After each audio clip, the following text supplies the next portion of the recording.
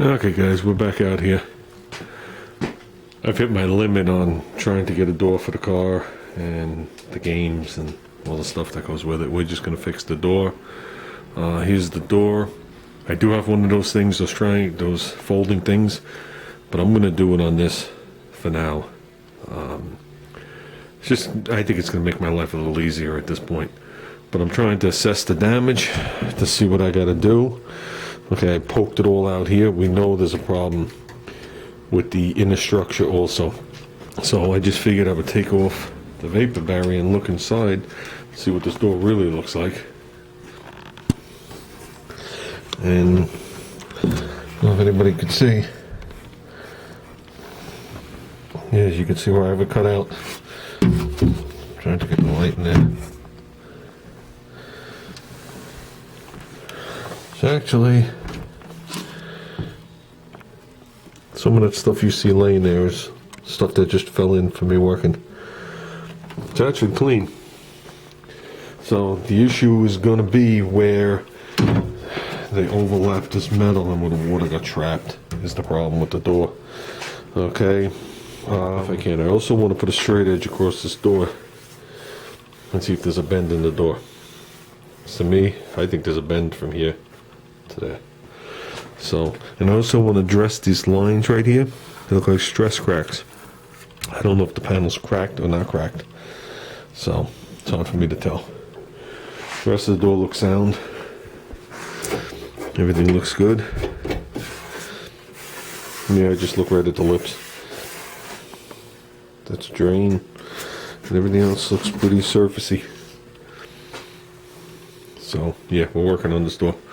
So I think how I'm going to start doing this is I'm going to cut the front out, assess the beam in here and stuff like that, and find out what we have to do.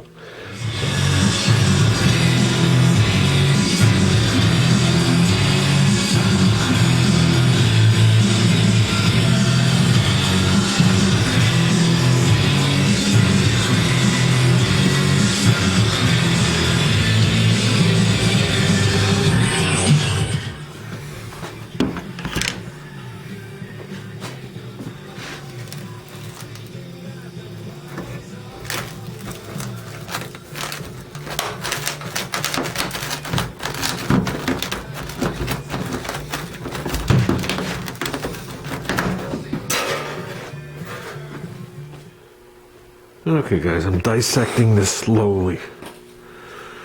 And I'm figuring the other side's going to be the same exact way. The bubbling looked worse. I don't know about the back side of the door. Okay, here's what we got. Definitely got solid metal up here. Got solid metal from here up, actually. In this. A little pitted down here. Obviously pitted here. There's actually a hole right there. There's a hole through there. Obviously the hole through there. Metal gets solid again right here. Okay, those are the wrinkles from them stamping it. This is actually solid, but it's going to come off. I made my first cut here, as you can see by the line, and then I quickly realized that there was no way I was going to be working around here, half in a hole and whatever it was. This is going to get cut off, and I'm going to change this lip.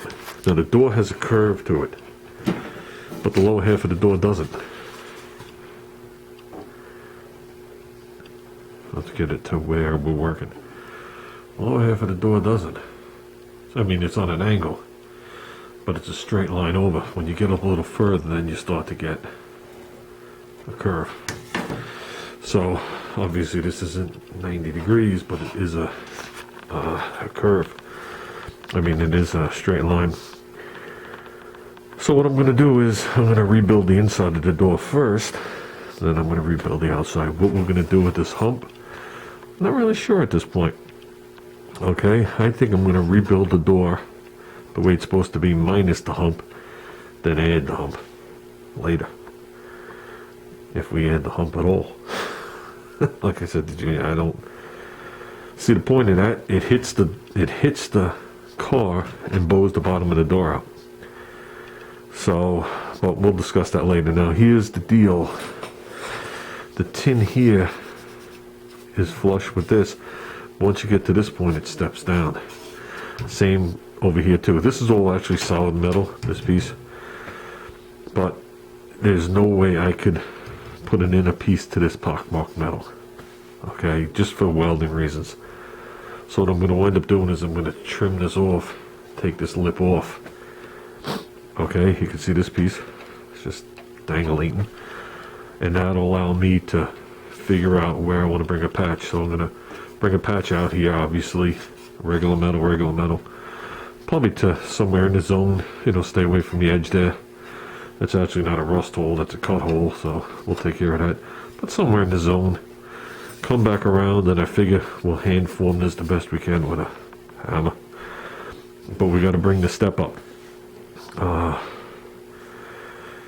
I figure if we don't do the step up, you're surely going to notice it. So that's something I got to work on. Okay? And the bottom line is, the bottom of this door is straight this way, straight this way, and this is straight. There's a bow in it this way. So the door does have a little bend in it right here. We cut most of it out. Okay?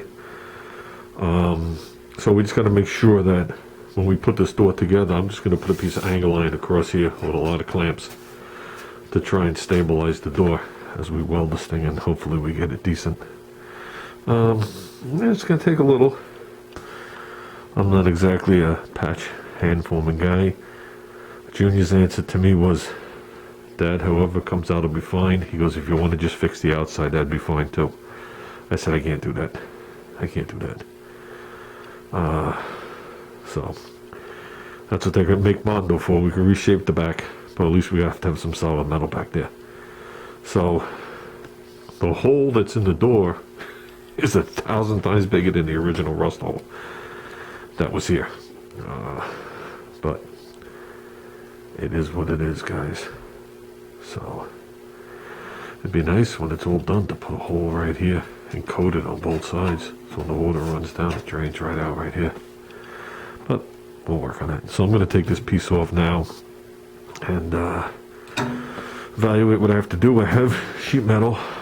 You saw me use it for the oil pan. I'm not sure if it's the same gauge. I want to go with the exact same gauge, or else when I lay it here, it'll be too high or too low. And I definitely don't want thinner. It's thicker will be the problem. So this is almost a good template for the majority of it, and that's exactly 3/4 of an inch, or however wide the tape is, bigger. So we got something to work with. Usually you make the patch, trace it on, which we might do still. So I'm still dissecting. Yeah, I think we can handle this. This ain't too bad. This is all clean up in here. I didn't get everywhere, but this is definitely solid. It's solid down to at least here. If we even start to see any pock marks, but we're going up to here, so it doesn't matter. All solid up in here. All solid up in here. I think what I'm going to try and do is, I'm going to try and make a patch. Come down here. Whatever this is, maybe a 1/2 inch or so down from here to like here. One piece. Okay. And hand form this in there. Okay, so maybe make it and then do the final outer part on it, or whatever we have to do, and we'll get it in, because this is relatively flat. There is a little whoop in it from them stamping it, but if we can weld it across here and come in and start welding it like right here, I think we can work this last little bit, and then whatever metal, we'll work it, and whatever metal's remaining we'll just trim off and then weld it there, and then do the final cleanup on the other side. Yeah, so the bottom line was, any of these fenders, any of these doors I buy could be ready to blow out also. I'm sure climate does have to do with it. Like if you live in an area where it never rains, I'm sure it'll take a long time to do this. But when we were about to go to buy this, it actually gets 10 times the amount of snow I get, so that means it gets 10 times the amount of water I get. So with that changed my whole mind. That was a 7-hour trip there and back, plus being there, so that was a 10-hour day. I'm glad the guy was kind enough to go out and check everything before I left. So So, okay, I got this piece of metal. Seems to be the correct gauge. This was the piece of metal that was given to me by Brian years and years and years ago. It does have some whoopies to it. It was like in like a half circle like thing. But we'll see how that works out. Even if I use that for the backside and just buy a fresh piece for the front. So I'm not going to deal with any extra straightening. But yeah, maybe that's what we'll do. So I think what I'm going to do is I think I'm going to cut this piece out and maybe call it for tonight. Take a little break. Okay guys, this is where I'm calling it quits for tonight. Only because I'm not set up to do this right now.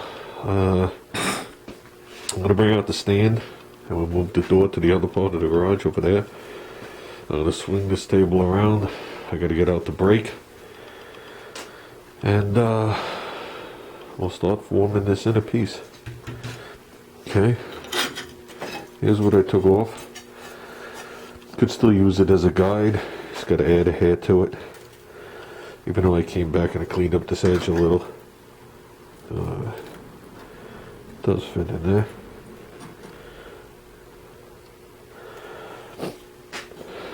Metal is clean. Could use a little more sand, especially here. This has all the valleys. I'll go in there with a wire wheel. I really don't want to thin the metal.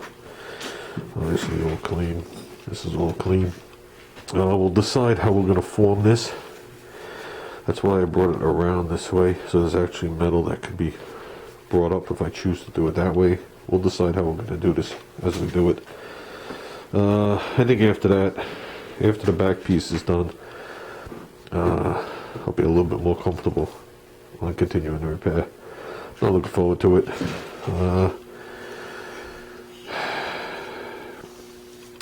It's been a while since I made patch panels.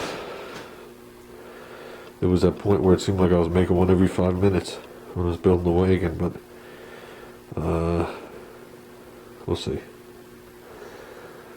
So with that guys, here are the pieces I pulled out. We had this. Obviously it was going to lead to more trouble. This is the bottom edge. This is the, it went just like this. So here's the back side. Okay. This was the piece that wrapped around there. There's the wood tone. It's still all good. There's always going to be some kind of surface rust in there. And then this was the piece I pulled out of right here. And there's a strip